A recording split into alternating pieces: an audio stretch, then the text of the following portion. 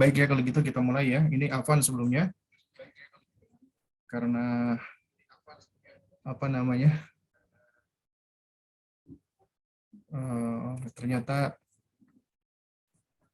saya nggak bawa laptop ya, jadi pakai laptopnya istri di sini, sehingga harus membuka file dulu ya. Baik, kita mulai kalau begitu. Bismillah, alhamdulillah, wassalatu wassalamu ala rasulillah, wa ala alihi wa sahbihi wa man walah, amma ba'du. Allahumma salli ala Muhammad wa ala ali Muhammad, kama sallaita ala Ibrahim, wa ala ali Ibrahim, wa barik ala Muhammad wa ala ali Muhammad, kama barakta ala Ibrahim wa ala ali Ibrahim, innaka hamidum majid, amma ba'du. Para ayah dan para bunda dari wali murid Bulan Bintang Islamic School yang dijaga dan dipelihara oleh Allah Subhanahu wa taala. Alhamdulillah, kita di sore hari ini diizinkan Allah untuk melanjutkan kembali kajian kita ma la yasa'u atfalul muslimin jahlahu, perkara-perkara yang anak-anak kaum muslimin tidak sepatutnya tidak mengetahui. Dan kita di pertanyaan terakhir dari bab Sirah Nabawiyah, mengenal Nabi kita yang mulia alaihi salatu wassalam. Dan ini adalah pembahasan yang penting yang hendaknya orang tua mengetahuinya, hendaknya orang tua memahaminya, ya, dikarenakan ini adalah salah satu dari karakteristik agama kita, agama yang sempurna, agama yang Allah Azza wa Jalla jadikan sebagai agama yang paripurna. Ya. Dan di pertemuan yang lalu kita sudah mempelajari tentang wafatnya Nabi yang kita cintai, Muhammad bin Abdullah sallallahu alaihi wa alihi wasallam. Ya. Insyaallah di kesempatan ini ya, kita akan berbicara tentang ketika Rasulullah SAW meninggal dunia, ya, bagaimana kondisi umat beliau? Apa yang beliau tinggalkan bagi umat ini? Di pertanyaan yang ke-31, di atas apa Nabi SAW meninggalkan umatnya? Artinya, apa yang telah ditinggalkan oleh baginda Nabi yang mulia alaihissalam sebelum Allah ya mewafatkan beliau? Jawabannya adalah beliau alaihissalam meninggalkan umat ini di atas ajaran yang terang benderang. Malamnya bagaikan siangnya, dan tidaklah berpaling darinya, melainkan ia akan binasa. Ini adalah lafaz hadis Nabi Shallallahu Alaihi Wasallam, di mana Nabi SAW mengatakan, ya, taraktukum alal mahajjatil bayda, aku tinggalkan kalian di atas cahaya yang terang benderang, ya, lailuha kanahariha, malamnya bagaikan siangnya, ya, la yazigu anha illa halik, dan tidaklah berpaling darinya kecuali dia binasa. Ya. Hadis ini menerangkan bahwasanya Nabi SAW itu meninggalkan umatnya itu sudah dalam keadaan yang jelas, sudah dalam keadaan yang terang benderang. Tidak ada sebenarnya di dalam Islam ini sesuatu hal yang tidak jelas. Ya, tidak ada di dalam Islam ini sesuatu yang apa namanya? Yang membingungkan sebenarnya. Karena Nabi Shallallahu alaihi wasallam meninggalkan kita di atas sesuatu yang terang benderang. Ya, taraktukum 'alal mahajjatil bayda lailuha kanahariha la yazigu anha illa halik. Ya. Nah, jadi Nabi SAW tidaklah meninggalkan suatu kebaikan, melainkan pasti beliau tunjukkan. Dan tidaklah ada suatu keburukan, ya. Nah, apakah suara saya masih bisa didengar dengan jelas, ya? Nah, dan tidaklah ada suatu keburukan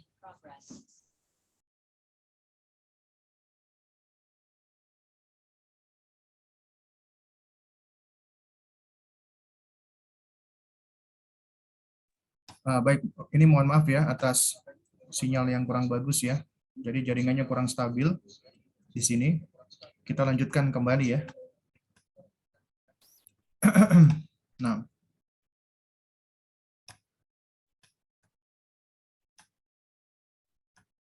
baik, jemaah sekalian dimuliakan Allah Subhanahu wa taala.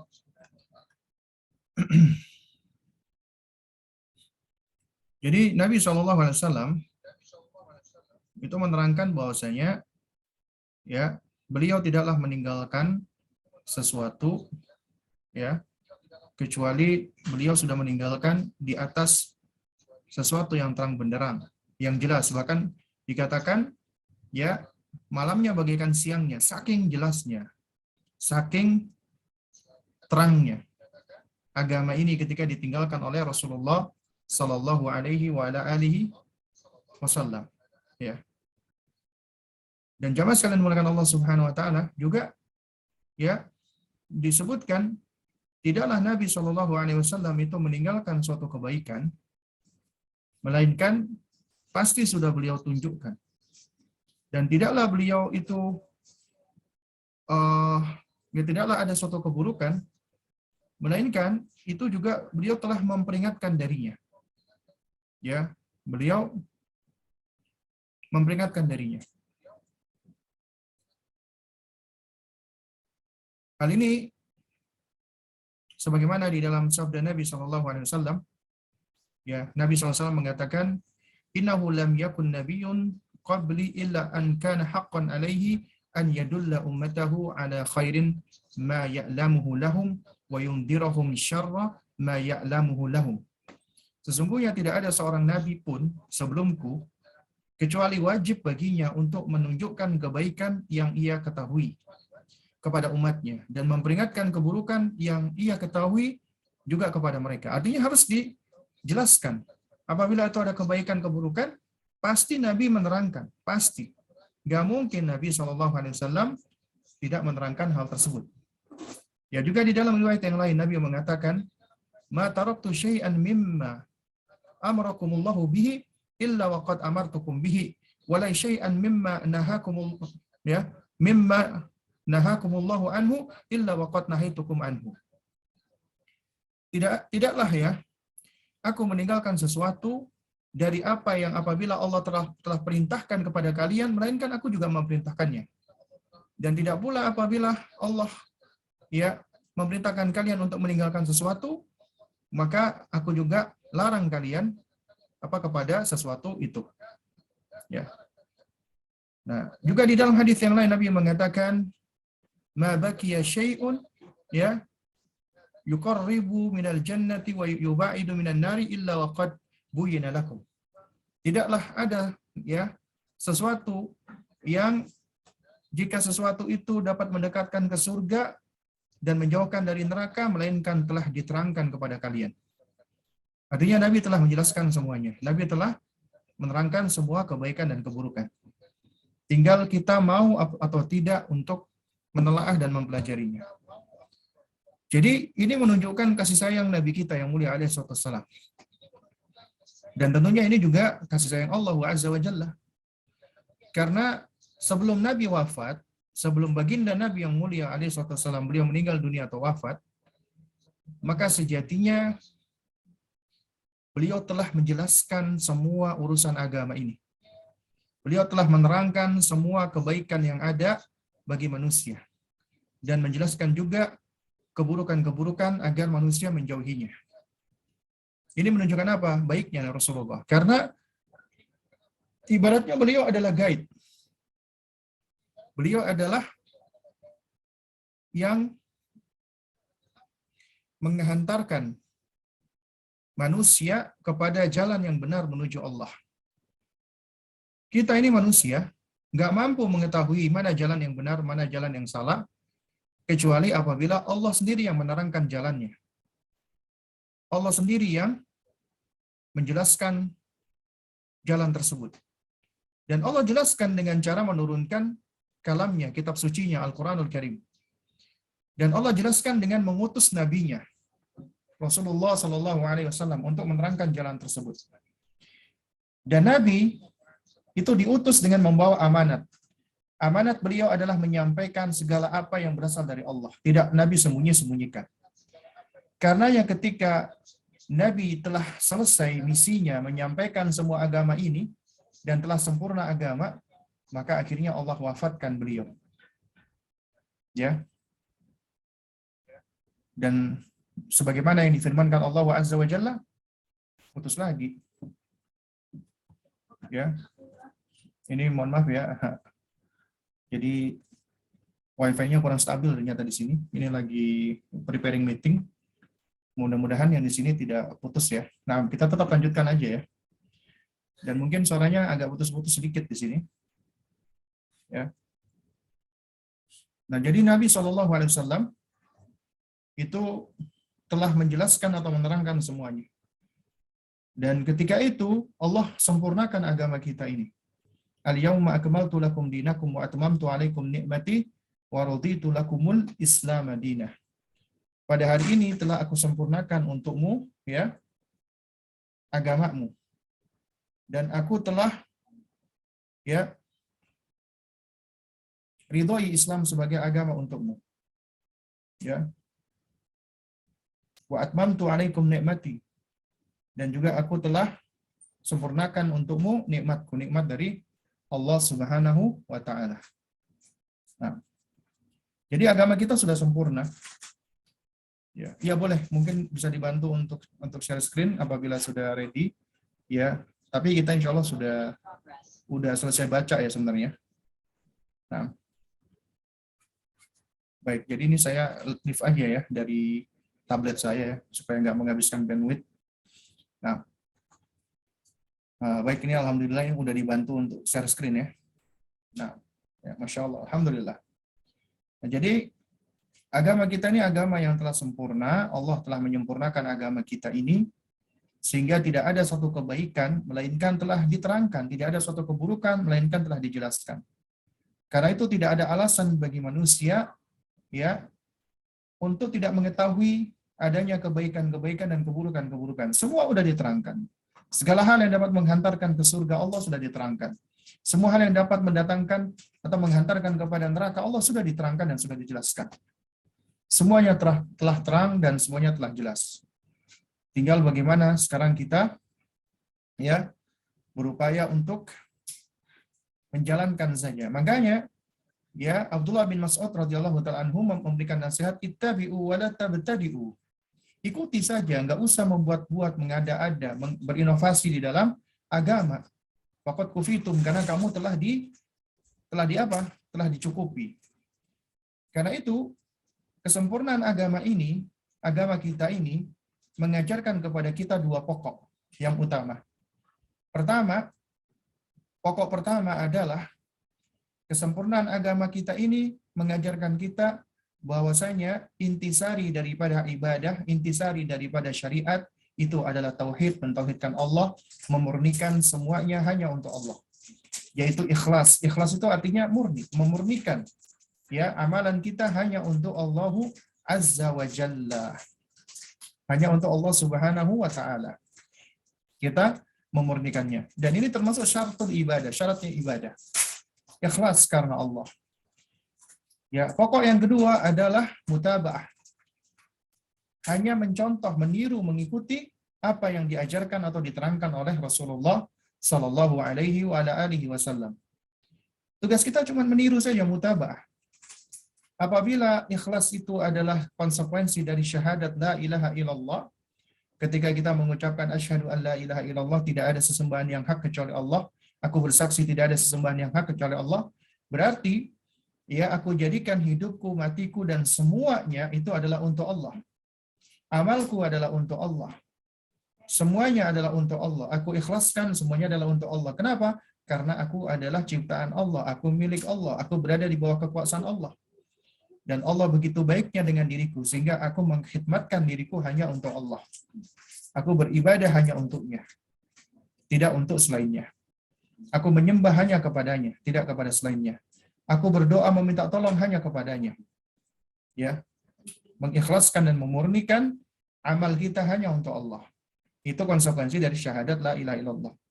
Kemudian konsekuensi dari syahadat Muhammad Rasulullah adalah ya kita meyakini la matbu'a bihaqqin illa Muhammad. Tidak ada contoh panutan teladan yang benar kecuali hanya Rasulullah Muhammad bin Abdullah alaihi salatu wassalam. Jadi tidak ada satupun yang layak untuk dicontoh. Satu-satunya yang layak, yang paling benar untuk dicontoh cuma Rasulullah. Namun karena Rasulullah memerintahkan kita untuk mengikuti para sahabat Nabi ridwanullah alaihim ajmain, kita mengikuti mereka karena ini perintah Nabi. Karena mereka adalah generasi yang terbaik. Karena mereka adalah generasi yang dipuji oleh Allah dan Rasul-Nya. Maka kita pun mengikuti mereka. Tapi secara asal, kita hanya mengikuti Rasulullah Sallallahu Alaihi Wasallam. Nah, oleh karena itu di antara konsekuensi syahadat Muhammad Rasulullah adalah apa? Adalah alla yu'badullah illa bima syara'ah.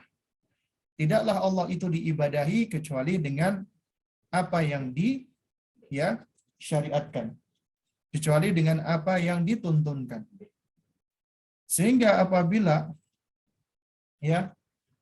kita beramal, beribadah, tidak mengikuti tuntunan Rasulullah, maka percuma, sia-sia. Karena itu para ulama menerangkan ada dua hadis yang menjadi pilar keabsahan suatu amal. Yang pertama, innamal a'malu binniyat wa innamal likulli imri'in ma nawa. Sesungguhnya setiap amalan tergantung dari niatnya dan tiap orang itu mendapatkan sesuai dengan apa yang dia niatkan. Kemudian hadis yang merupakan pilar kedua adalah man amila amalan laisa alaihi amruna fahuwa raddun. Atau di dalam riwayat yang lain dikatakan man ahdatsa fi amrina hadza ma laisa minhu fahuwa raddun. Ya, siapa yang mengamalkan suatu amalan tidak ada tuntunannya dariku, maka itu tertolak. Atau siapa yang mengada-adakan suatu amalan yang tidak ada keterangannya dariku, maka itu amalan yang tertolak. Yang pertama, menunjukkan siapa yang beramal dengan amalan yang tidak ada tuntunannya dari Nabi, dari Islam, dari syariat, maka percuma amalannya, tertolak. Ya, baik itu amalan yang dia contoh ataupun amalan yang dia buat-buat sendiri. Adapun man ahdatsa fi amrina, siapa yang mengada-adakan, berarti dia yang membuat-buat, berkreasi di dalam ibadah. Ya, di dalam urusan agama, maka tidak akan diterima, percuma, sia-sia. Nah, itulah yang disebut dengan bid'ah. Dan bid'ah ini lawan daripada sunnah, sebagaimana syirik lawan daripada tauhid. Karena itu kita nggak boleh memisahkan antara menerangkan tauhid, kecuali kita juga harus menerangkan tentang bahaya syirik. Dan kita tidaklah bisa menerangkan tentang kewajiban mengikuti sunnah tanpa kita menjelaskan tentang bahaya berbuat bid'ah. Ya. Karenanya sesuatu ketika dijelaskan dengan lawannya akan semakin menguatkan dan menyempurnakan sesuatu tersebut. Ketika Anda menjelaskan tentang tauhid tanpa menjelaskan tentang kesyirikan, maka bisa jadi orang itu akan jatuh kepada kesyirikan lantaran ketidaktahuan dia. Karena seseorang perlu untuk mengetahui keburukan agar dia tidak terjatuh kepada keburukan. Sebagaimana kata seorang penyair, araftu syarra la li syarri walakin li tawaqqihi. Aku mengetahui keburukan itu bukan untuk berbuat keburukan, tapi agar aku bisa terhindar darinya, agar aku bisa terjauh darinya, dari keburukan tersebut. Karenanya para ulama kita itu sampai membuat sama semisal Imam Az-Zahabi nulis kitab Al-Kabair, ya, kumpulan dosa-dosa besar. Diterangkan tentang contoh dosa-dosa besar. Kenapa? Agar kita tidak jatuh ke dalamnya. Juga demikian para ulama kita juga menulis tentang bid'ah misalnya. Seperti Syekh Jamaluddin Al-Qasimi rahimahullah misalnya menulis kitab tentang bid'ah al-hauliyah atau bid'ah fil masajid. Ya, bid'ah-bid'ah di masjid misalnya, atau bid'ah-bid'ah tahunan. Bid'ah-bid'ah ritual tahunan. Ya, para ulama kita menyebutkan hal itu. Bahkan di dalam bab misalnya tentang salat saja, itu diterangkan tentang hal-hal yang dapat merusak salat. Ya. Yang dapat merusak salat, yang dapat membatalkan salat. Kita perlu mengetahuinya. Ketika kita belajar salat, belajar tentang hal-hal yang dapat menjadikan salat kita sah, benar dan sempurna, maka kita perlu belajar apa yang dapat menyebabkan salat kita menjadi tidak sah dan juga dapat menjadikan salat kita tidak sempurna. agar kita dapat menegakkan salat dengan benar. Sebagaimana tauhid tidak akan bisa kita tegakkan tanpa mentahdzir dari syirik. Makanya nasihat Luqman alaihissalam kepada anaknya bukan ya bunayya ubudullaha wahda, wahai nak sembahlah Allah semata, tidak. Tapi nasihat Luqman adalah ya bunayya la tusyrik billah, janganlah kamu menyekutukan Allah. Inna syirka la zulmun adzim, karena sesungguhnya kesyirikan itu adalah kezaliman yang dahsyat, yang besar. Ya. Nah, jadi makanya pendekatan di dalam memberikan nasihat itu, kalau tidak dengan perintah, dengan larangan. Perintah mengajak kepada kebaikan, larangan menjauhkan dari keburukan. Artinya keburukan itu harus kita ketahui, kemudian kita jauhi. Ya, makanya amar ma'ruf nahi mungkar. Kita diperintah untuk memerintahkan mengajak kepada ma'ruf yang baik, berarti kita harus tahu kebaikan, dan mencegah dari kemungkaran, berarti kita harus tahu kemungkaran. Agar kita bisa memperingatkan darinya. Orang yang nggak tahu keburukan, itu bisa jatuh ke dalamnya. Makanya, ya, disandarkan kepada Sayyiduna Umar radhiyallahu ta'ala anhu, beliau mengatakan, ya, wa man lam ya'rif jahiliyah, ya, yaqa' fiha.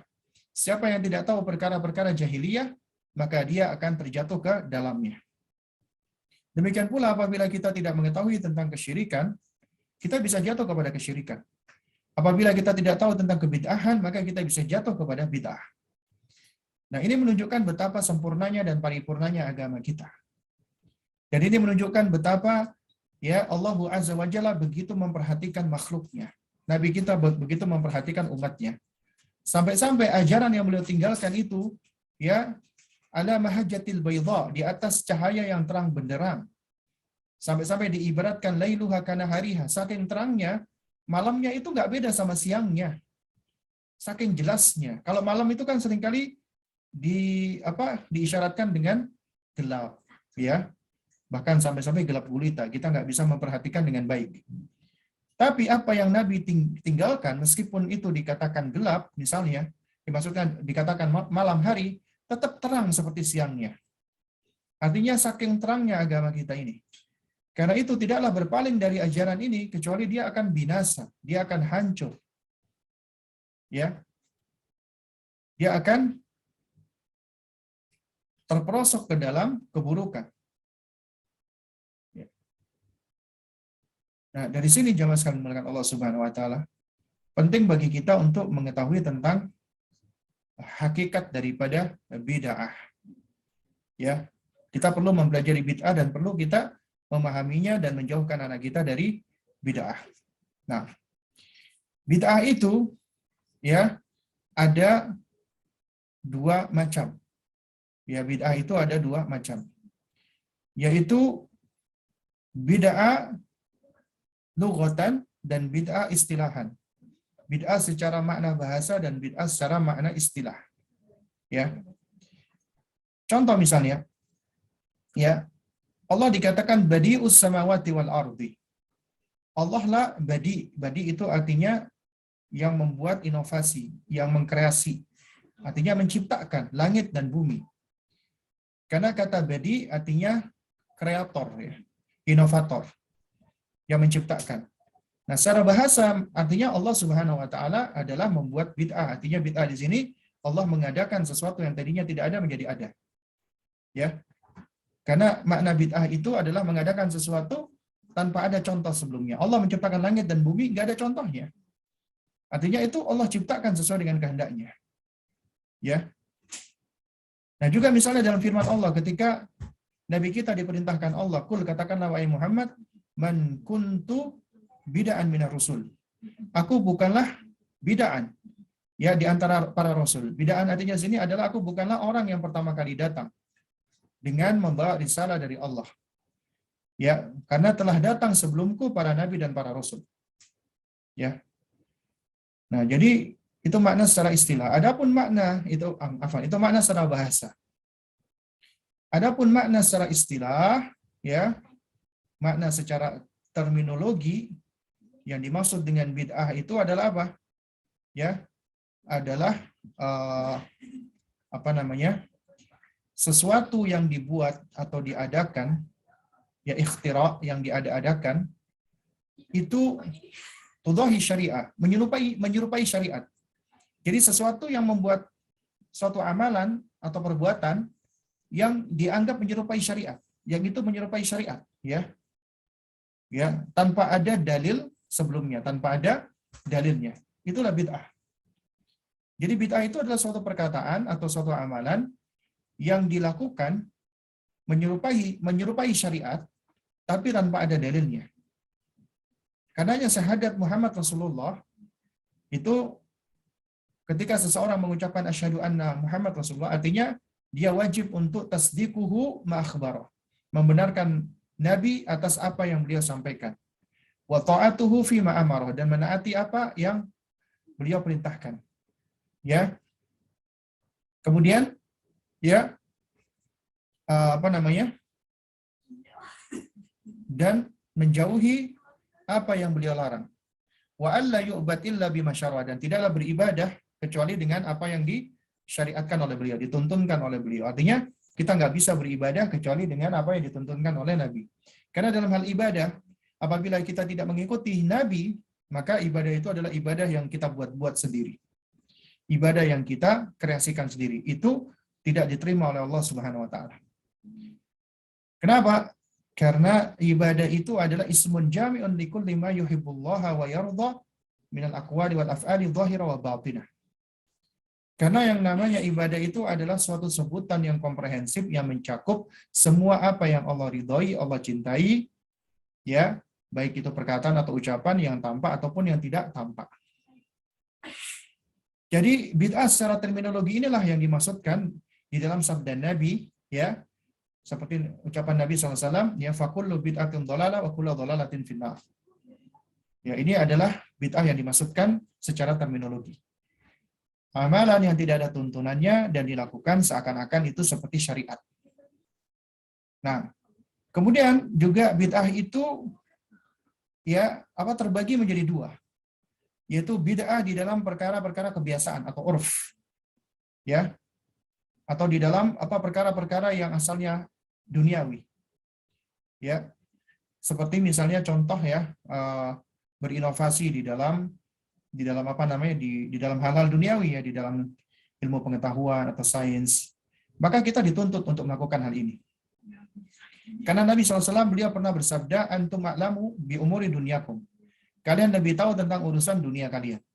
Artinya di dalam urusan dunia kita diizinkan untuk berkreasi, berinovasi. Karena itu tidak termasuk bid'ah yang terlarang. Boleh kita berkreasi, berinovasi di dalam membuat program-program, termasuk program-program pembelajaran, asalkan itu tidak menyelisih syariat. Nah, kemudian adalah bid'ah di dalam agama, bid'ah di dalam Islam, ya. Maka ini hukumnya adalah tidak boleh, haram. Kenapa? Karena seseorang ketika dia mengada-adakan sesuatu di dalam agama yang tidak ada ketentuannya, tidak ada dalilnya, maka seakan-akan dia berpendapat agama ini belum sempurna, sehingga perlu modifikasi, sehingga perlu tambahan. Ya. Karenanya bid'ah itu adalah ya sesuatu yang terlarang, diharamkan. Bahkan lebih dahsyat daripada maksiat. Jangan heran kalau ada para salaf yang mengatakan innal bid'ata ya ahabba ila syaitan minal ma'asi. Sesungguhnya bid'ah itu lebih dicintai syaitan daripada kemaksiatan. Kenapa? Karena yang namanya kemaksiatan itu sangat besar peluangnya pelakunya bertaubat. Tapi enggak dengan bid'ah. Peluangnya untuk bertaubat itu kecil. Karena dia menganggap perbuatannya itu baik. Sehingga dia cenderung tidak bertaubat. Nah, kemudian ada beberapa macam bid'ah. Ada macam-macam bid'ah. Ya. Nah, yaitu ya ada yang namanya bid'ah hakikiyah, ada yang namanya bid'ah idhofiyah. Bid'ah hakikiyah dan bid'ah idhofiyah. Bid'ah hakikiyah adalah ya bid'ah yang hakiki, artinya amalan yang tidak ada sama sekali petunjuknya dari Al-Quran dan Sunnah. Nggak ada. Seperti contohnya Bid'ah hakikiyah ini adalah apa? Seperti peringatan kematian. Ya. Itu nggak ada tuntunannya sama sekali. Tapi di situ ada juga bid'ah idhofiyah. Idhofiyah itu artinya tambahan. Asalnya ada dalilnya, asalnya ada petunjuk dari Al-Quran atau Sunnah, tapi ada tambahan-tambahan atau keterangan-keterangan tertentu yang menyebabkan dia menjadi bid'ah. Contoh misalnya, kita diperintahkan memang untuk berzikir, ya. Kita dituntunkan untuk berzikir, ya. Bahkan kita tahu bahwasanya inna dzikra yatatma'innul qulub. Sesungguhnya zikir itu dapat menenangkan hati. Jadi kita dituntunkan untuk berzikir. Artinya secara asal berzikir itu suatu hal yang dituntunkan, dianjurkan. Tapi ketika ada seseorang, ketika dia berzikir, dia tambah-tambahi ketentuannya. Misalnya, dia menentukan, dia membaca di dalam zikirnya, Ya Hayyu Ya Qayyum. Kemudian dia tentukan bilangannya 33 kali. Kemudian dia tentukan kaifiatnya dengan cara, misalnya ketika membaca, gerakan tubuhnya seperti ini. Kemudian dia tentukan waktunya membacanya hanya di jam 1 siang. Misalnya, ya. Dia tentukan tempatnya hanya boleh berzikir ini ya selain di masjid misalnya. Bahkan dianjurkan misalnya di dekat sungai, misal ini. Nah, jadi secara asal zikir itu boleh, tapi ketika dia udah menentukan ketentuan-ketentuan seperti ini, maka itu menjadi bid'ah. Itulah bid'ah idhofiyah. Zikir secara asal dianjurkan, tapi ketika seseorang dia sudah membuat tata cara, kaifiat zikir sendiri yang tidak ada tuntunannya, maka zikir tersebut menjadi zikir yang bid'ah. Ya, menjadi bid'ah. Nah, karena itu ya, sesuatu yang asalnya tidak bid'ah itu bisa menjadi bid'ah apabila di situ ada suatu tata cara tertentu atau penentuan atau taksis pengkhususan yang tidak ada dalilnya dari Rasulullah Shallallahu Alaihi Wasallam. Contoh lagi misalnya, Allah mengatakan faqra'u ma tayassara minal Qur'an. Bacalah apa yang mudah bagimu dari Al-Qur'an. Artinya kita diperintahkan untuk membaca Al-Qur'an apa saja yang mudah. Surat apa saja, ayat mana saja, kapan saja, anytime di mana saja, itu bebas. Kecuali apabila ada keterangan-keterangan yang menunjukkan larangannya atau keutamaannya misalnya. Seperti misalnya tidak membaca Al-Quran di kuburan, tidak membaca Al-Quran di toilet atau di kamar mandi, ya misalnya. Tapi secara asal kita dianjurkan untuk membaca Al-Quran di mana saja, surat apa saja. Kemudian kita nggak boleh mengkhususkan.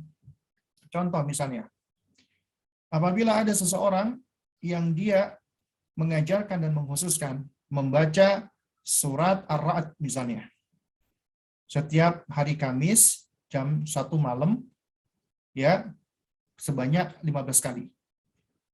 Baca Quran itu suatu hal yang dituntunkan. Tapi ketika dia mengkhususkan surat Ar-Ra'd dibandingkan surat yang lainnya, berarti dia mengkhususkan surat Ar-Ra'd tanpa ada dalil. Apa dalilnya? Apa keistimewanya surat Ar-Ra'd dibandingkan surat yang lainnya? Dia harus tunjukkan dalilnya. Kalau nggak ada dalilnya berarti bid'ah. Kemudian dia mengkhususkan dengan bilangan. Tata cara 15 kali. Kenapa dibaca 15 kali? Apa keistimewaan bilangan 15? Kenapa harus 15 kali? Kalau dia nggak bisa membawa dalilnya, berarti itu bid'ah. Kemudian di hari Rabu atau Kamis jam 1 siang. Kenapa harus di hari Rabu? Kenapa jam 1 siang misalnya? Kalau itu nggak ada tuntunannya dan nggak ada keterangannya dari Nabi, berarti kita mengkhususkan hari Rabu dibanding hari lainnya. Kita mengkhususkan jam 1 dibandingkan waktu yang lainnya. Nah itu berarti kita telah berbuat muhdats, mengada-ada. Mengkhususkan sesuatu yang tidak khusus. Yang butuh dalil apabila mengkhususkannya. Ya. Karenanya itu bisa menjadi bid'ah. Ya. Baik. Jadi jamaah sekalian dimuliakan Allah Subhanahu wa taala. Kalau kita perhatikan ya, ibadah itu kan ada dua macam. Ibadah muqayyadah, ibadah mutlaqah. Ibadah mutlaqah artinya ibadah bersifat mutlak, bersifat umum. Contohnya misalnya kita dituntunkan untuk membaca Al-Quran anytime. Kita dituntunkan untuk memperbanyak zikir kapan saja. Ya, Kita dituntunkan untuk banyak bersedekah. Itu ibadah-ibadah mutlaqah, bebas. Kita lakukan secara bebas. Kemudian ada ibadah muqayyadah. Ibadah muqayyadah adalah ibadah yang sudah terikat terkait dengan ketentuan-ketentuan yang Nabi tentukan. Entah itu bilangannya, waktunya, jenisnya, dan seterusnya. Maka nggak boleh keluar dari pakem ketentuan itu. Misal, contoh. Nabi mengajarkan zikir ba'da salat. Ya, dengan mengawali istighfar, astagfirullah, astagfirullah, astagfirullah, Allahumma antas salam wa minkas salam, dan seterusnya. Kemudian bertasbih, ya, bertahmid dan bertakbir 33 kali misalnya. Itu udah ditentukan oleh Nabi. Karena ya ketika kita mengikuti tata cara Nabi ini, itu sunnah. Atau misalnya doa. Doa ketika masuk kamar mandi. Bismillahi Allahumma inni a'udzubika minal khubuthi wal khaba'ith. Aku berlindung kepada Allah dari setan jantan dan setan betina. Berarti kita mengucapkan lafaz doa yang diajarkan oleh Nabi terkait ketika kita masuk kamar mandi. Itu namanya ibadah muqayyadah. Doanya juga doa muqayyad.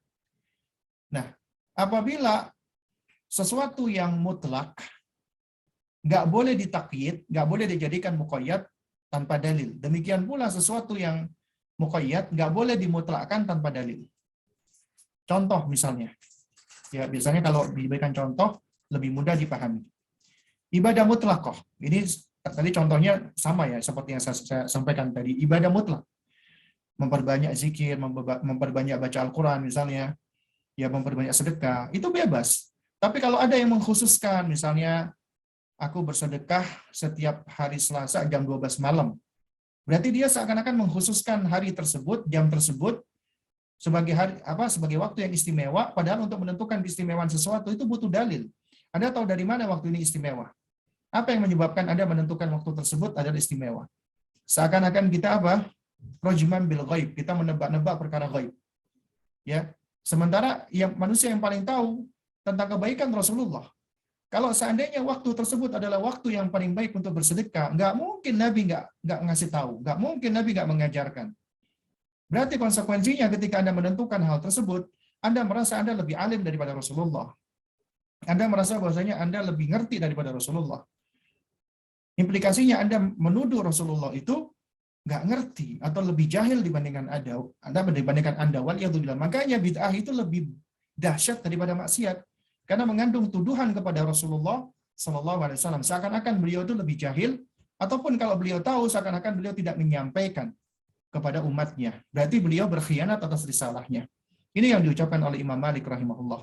Man ibtada'a fil islami bid'atan yaraha hasanatan faqad za'ama anna Nabiy sallallahu alaihi wasallam khana risalah. Siapa yang berbuat-buat tentang bid'ah di dalam agama, tidak ada tuntunannya dari Nabi, dan dia itu menganggapnya baik, yaraha hasanah, faqad za'ama anna Nabiy sallallahu alaihi wasallam khana risalah. Maka sungguh dia telah menuduh Rasulullah itu mengkhianati risalah. Kenapa? Karena al-yauma akmaltu lakum dinakum, pada hari ini telah aku sempurnakan untukmu agamamu. Kata Imam Malik, "Fama lam yakunu yauma idzin dina fala yakunu al-yauma dina." Sesuatu yang pada hari itu ayat ini turun tidak menjadi bagian dari agama, maka pada hari ini pun juga bukan merupakan bagian dari agama. Ya. Makanya ya di antara kaidah yang juga disebutkan oleh Al-Hafidz Ibnu Katsir rahimahullah adalah apa? Lau kana khairan lasabaquna ilaihi. Sekiranya sesuatu itu baik, maka niscaya mereka yang paling bersemangat untuk mengerjakannya. Yaitu para sahabat Nabi radhiyallahu alaihim ajmain dan para salaf. Karena nggak ada manusia yang paling bersemangat mengerjakan kebaikan kecuali mereka. Ya, kecuali mereka. Jadi apabila seseorang dia mengkhususkan sesuatu, tidak ada pengkhususannya dari Rasulullah, berarti dia telah menetapkan sesuatu tanpa dalil, itu bid'ah. Atau misalnya sesuatu yang muqayyad diitlakkan, dimutlakkan.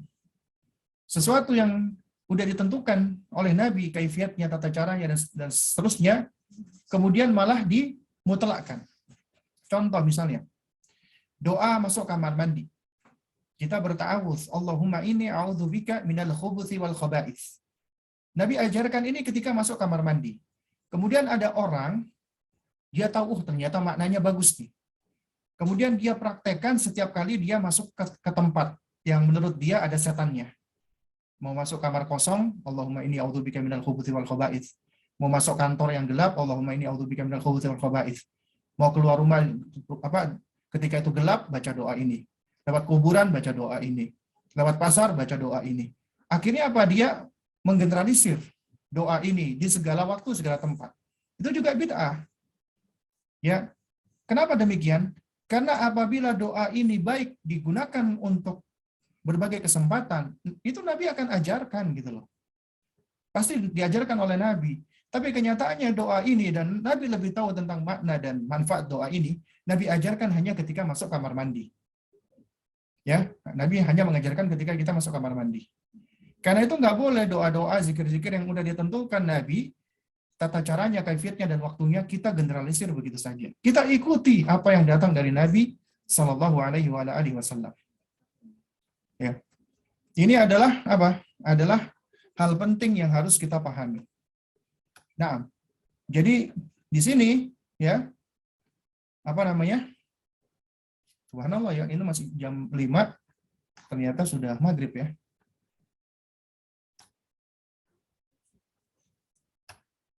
Nah, baik. Ini saya baca chat ya, soalnya saya pikir udah ada pertanyaan yang masuk ya. Ternyata belum, ya.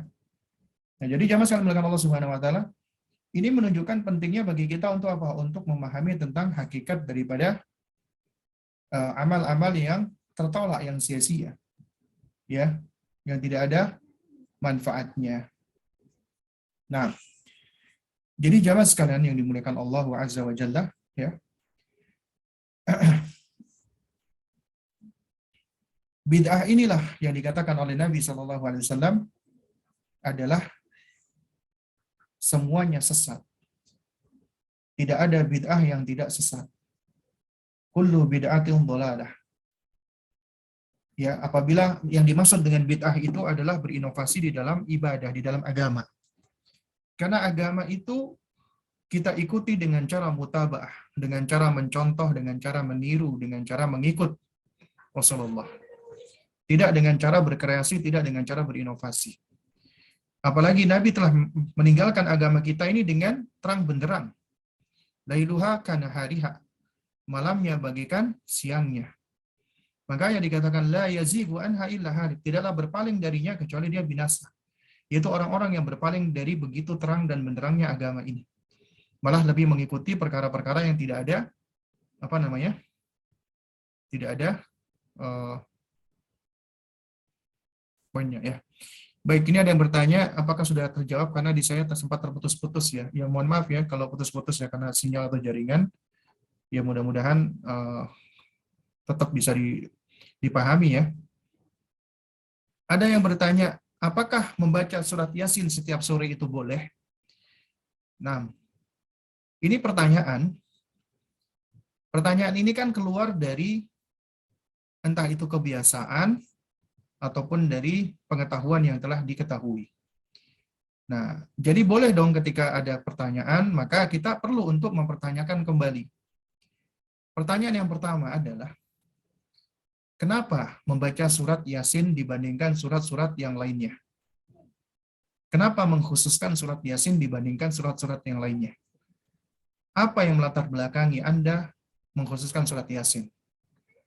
Apakah ada keterangan dari Rasulullah SAW tentang keutamaan khusus dari surat Yasin? Kalau ada, maka harus mendatangkan dalilnya, harus tahu, kita punya ilmunya dulu. Kemudian kenapa harus setiap sore? Apakah ada keterangannya dari Nabi atau dipraktekkan oleh para sahabat Nabi? Harus menunjukkan dalilnya. Ya. Kalau nggak ada dalilnya, berarti ini termasuk mengkhususkan sesuatu yang tidak dikhususkan oleh Rasulullah Shallallahu Alaihi Wasallam. Ya, jangan sampai salah paham ya. Kadang-kadang ada orang salah paham. Ketika kita ingatkan tentang salawat-salawat yang bid'ah, tentang zikir-zikir yang bid'ah, maka dikatakan kita anti salawat, anti zikir. Ya salam ya. Padahal apa? Yang kita ingkari itu bukan salawatnya, tapi salawat yang menyimpang, yang bid'ah. Yang kita ingkari itu bukan zikirnya, tapi zikir yang mengada-ada.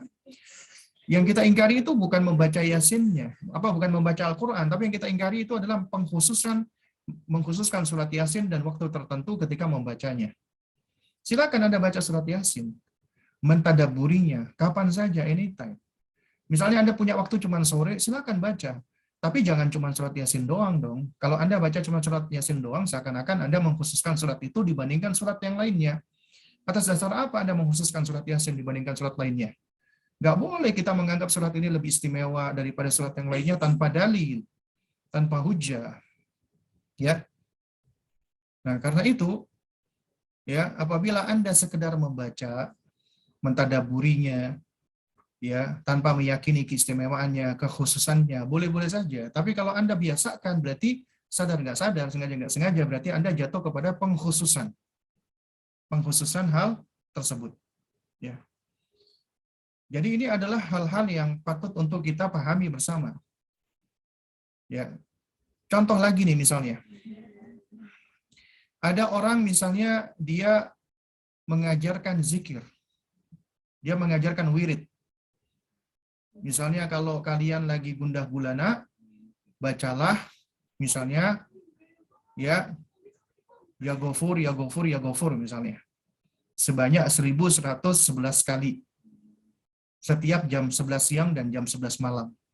Niscaya nanti kegundah gulanaan Anda akan hilang. Dipraktekkan. Kemudian kita ingatkan, wah kamu ini anti zikir. Kamu ini anti asmaul husna. Kamu ini anti ini dan anti itu. Padahal kita bukan anti dengan zikirnya, tidak. Tapi yang kita ingkari adalah kenapa Anda mengkhususkan ya Hayyu ya Qayyum di antara nama-nama yang lain, atau ya Aziz ya Ghafur misalnya. Kenapa dikhususkan itu? Padahal nama-nama Allah ini memang baik, indah ya. Kita boleh mengucapkan terutama ketika doa sesuai dengan konteksnya, misalnya ya Allah ya Arhamar Rahimin irhamni. Ya Allahumma ighfarli. Ya li'annaka al-ghafurur rahim. Ya Allah ampuni aku karena engkau adalah al-ghafur. Ya Allah terimalah taubatku karena engkau adalah at-tawwab. Ya Allah berikanlah aku kekuatan karena engkau adalah al-qawi. Ya Allah berikanlah aku kesabaran karena engkau adalah as-sabur, dan seterusnya. Sesuai dengan konteks. Ketika doa boleh. Tapi ketika kita mempergunakan Asmaul Husna untuk wirid-wirid tertentu, dengan tata cara tertentu, di waktu tertentu, bilangan tertentu, kaifiat tertentu, tidak ada tuntunannya dari Nabi, berarti Anda telah mengada-ada. Jadi pertanyaannya mudah ya menghadapi orang seperti ini. Yang pertama kita tanyakan, perbuatan Anda ini baik tidak? Pasti dia akan mengatakan, ya baik dong. Kalau nggak baik, ngapain aku lakukan? Nah, berarti dia mengatakan perbuatan dia itu baik. Ya, yang dia lakukan berarti baik. Itu pertama. Kemudian kita ajukan lagi pertanyaan yang kedua. Kalau itu perbuatan baik, pertanyaan saya yang kedua adalah, Rasulullah SAW tahu nggak kalau itu baik? Kalau dia mengatakan Rasulullah tidak tahu, berarti dia menuduh nih Rasulullah nih. Rasulullah itu nggak tahu tentang kebaikan. Atau dia menuduh Rasulullah SAW itu lebih jahil daripada dirinya. Waliyadzubillah. Karena tidak ada suatu kebaikan, apalagi tentang masalah ini zikir dan doa. Rasulullah itu lebih tahu daripada kita gitu loh. Ya. Kalau kita mengatakan tidak tahu, itu bisa mengandung kekufuran. Sehingga dia akan cenderung menjawab, ya Rasulullah tahu. Oke. Berarti Rasulullah tahu ya, kalau ini baik, ya. Kemudian kita lanjut ke pertanyaan yang berikutnya, pertanyaan ketiga. Apabila Rasulullah tahu zikir ini baik sesuai dengan tata caranya, apakah Rasulullah menyampaikan atau tidak? Mengajarkan atau tidak? Kalau dia mengatakan Rasulullah tidak menyampaikan dan tidak mengajarkan, berarti Anda menuduh Rasulullah berkhianat. Dan berarti Anda mengklaim Anda itu punya ilmu gaib, ilmu sampai kepada Rasulullah. Sesuatu yang tidak diajarkan Rasulullah, Anda bisa tahu gitu loh. Itu tuduhan yang keji, tuduhan yang besar kepada Rasulullah. Kalau Anda mengajarkan, ya Rasulullah mengajarkannya, ya. Jadi maksud saya, apabila Rasulullah tidak mengajarkan, berarti Anda menuduh Rasulullah itu menyembunyikan ilmu. Tapi kalau Rasulullah mengajarkannya, maka kita tanya pertanyaan berikutnya. Di mana Rasulullah mengajarkan? Tolong tunjukkan kepada kami hadisnya yang sahih, yang otentik dari Nabi. Kalau Anda tidak bisa menunjukkan, berarti Anda telah mengada-ada atas nama Rasulullah.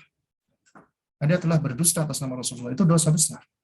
Karena yang namanya bid'ah itu di semua sisi, pasti ujung-ujungnya adalah dosa. Ujung-ujungnya adalah keburukan. Ya, itu mesti itu. Ujung-ujungnya adalah ya pelanggaran. Melanggar haknya Rasulullah terutama. Itulah bahaya daripada perbuatan bid'ah. Ya.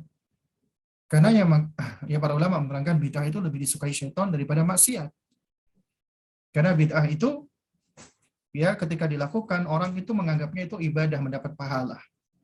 Padahal alih-alih mendapat pahala, yang ada dia mendapat dosa. Dan amalnya sia-sia. Nggak berguna.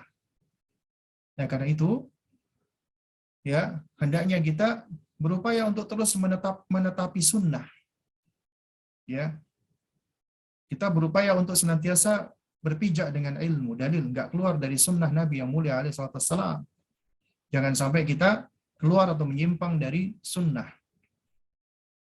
Karena itu akan membahayakan. Dan sebenarnya jamaah sekalian, apabila kita berupaya untuk mengikuti sunnah Nabi saja yang sudah ada tuntunannya, kita nggak bakal sanggup melakukan itu semua. Yang ada aja kita nggak bakal sanggup, kenapa kita harus mengada-ada?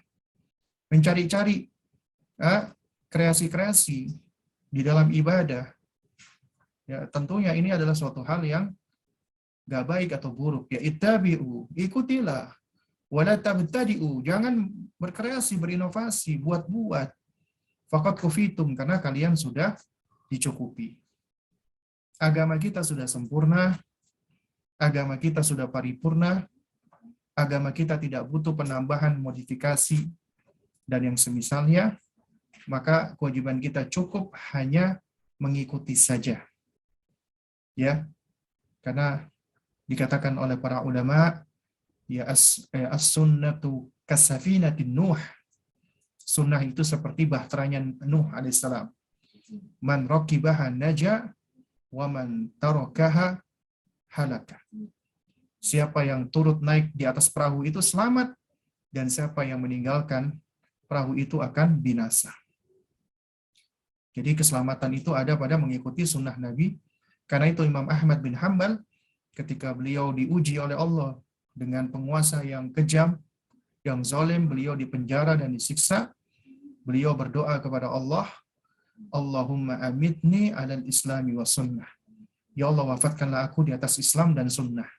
Ketika itu di zaman beliau muncul fitnah khalqul Quran. Pendapat Al-Quran itu adalah makhluk atau ciptaan Allah.